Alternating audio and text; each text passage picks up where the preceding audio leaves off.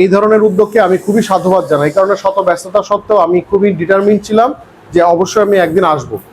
এই আয়োজনগুলো যদি আসলে আমাদের প্রতিটা গ্রামে বা প্রতিটা মানে ইউনিয়নের যে হাই স্কুলগুলো আছে সেখানে যদি হয়, তাহলে দেখো আমরা বেশ কয়েকটা উপকার পেতে পারি।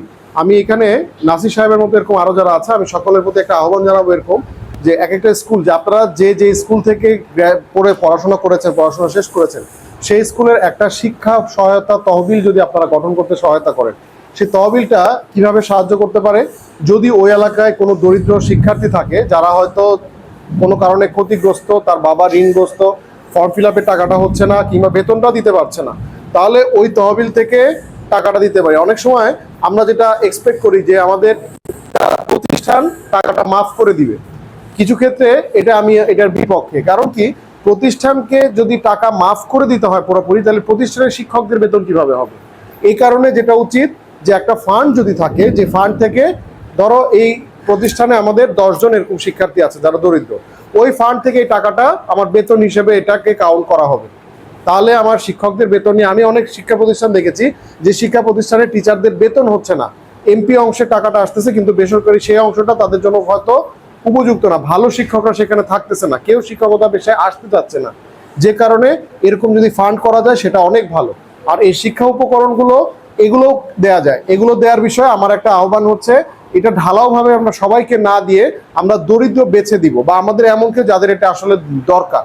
আরেকটা ভাবে আমাদের হতে পারে, সেটা হচ্ছে যে আমি যদি একটা ক্রাইটেরিয়া সেট করে দেই, যেমন যে এই বছর আমরা পুরা স্কুল থেকে 50 জনকে আমরা এই শিক্ষা উপকরণগুলো দিব। কোন 50 জনকে? প্রত্যেক ক্লাস থেকে আমরা 5 জন বা 10 জন করে যদি আমরা নেই, এইভাবে করে যেন সমাজে আমাদের যে আশপাশে আমাদের যে স্কুল বা শিক্ষা প্রতিষ্ঠান যেগুলো আছে সেগুলোর পিছনে যেন এইভাবে করে দাঁড়াই। আর তোমাদের প্রতি আহ্বান থাকবে যে এই ধরনের উপকারগুলো তোমরা যখন পাচ্ছ, তখন অবশ্যই শিক্ষা প্রতিষ্ঠানের প্রতি বা তোমাদের নিজেদের পড়াশোনার প্রতি তোমাদের কমিটমেন্টটা যেন আরো সুদৃঢ় হয়। তোমরা যেন আরো ডিটারমিন থাকো যে না, আমি এখন থেকে নিয়মিত ক্লাস করব, নিয়মিত আমার রেজাল্ট ভালো করব, আমার মা বাবার মুখ উজ্জ্বল করব, আমার শিক্ষা প্রতিষ্ঠানটার মুখ উজ্জ্বল করব। আমাদের এলাকায় নিরক্ষর যাতে না থাকে এবং তোমাদের শিক্ষা চালিয়ে যাওয়ার জন্য আর্থিকভাবে যদি কোনো সমস্যা মনে হয়, সেটা তোমাদের প্রধান শিক্ষকের মাধ্যমে আমাকে জানাইতে পারো। আমি সর্বোচ্চ আমার পক্ষ থেকে সহযোগিতা করব এবং তোমাদের পাশে থাকব।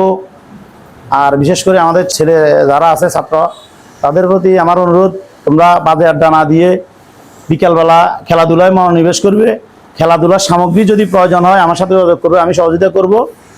এবং সন্ধ্যার পরে, যেহেতু আমাদের এলাকায় এখন কিশোর গ্যাং অভিযান চলতেছে, দোকানপাটে আড্ডা না দিয়ে বাসায় পড়ালেখা করবে, এই আশা রাখবো।